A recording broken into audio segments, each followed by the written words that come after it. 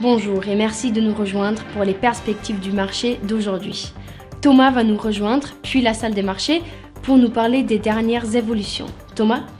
L'autoproclamé maître du stablecoin, Do Kwon, a conçu un token numérique populaire, Terra USD, qui était censé être indexé sur le dollar. Cette semaine, sa valeur a chuté sous les 30 cents. Les actions mondiales ont augmenté et les rendements obligataires ont glissé sous les sommets récents avant les données sur l'inflation aux États-Unis.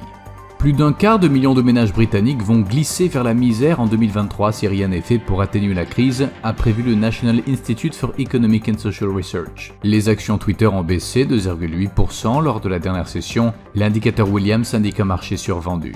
La paire euro-dollar s'est échangée latéralement lors de la dernière session, selon l'indicateur Williams, nous sommes dans un marché survendu. La paire livre sterling-dollar a connu une légère baisse de 0,2% lors de la dernière session, l'indicateur oscillateur ultime indique un mouvement baissier.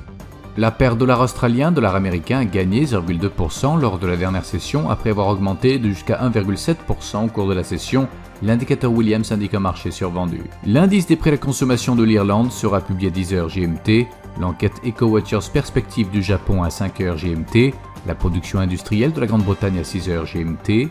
Les demandes initiales de prestations de chômage aux États-Unis seront publiées à 12h30 GMT, le PIB de la Grande-Bretagne à 6h GMT, les attentes des consommateurs en matière d'inflation en Australie à 1h GMT. Nous espérons que vous avez apprécié nos perspectives du marché d'aujourd'hui. De la part de toute l'équipe, nous vous souhaitons une journée de trading productive. N'oubliez pas de vous connecter demain matin pour tous les événements et les dernières nouvelles sur les marchés financiers.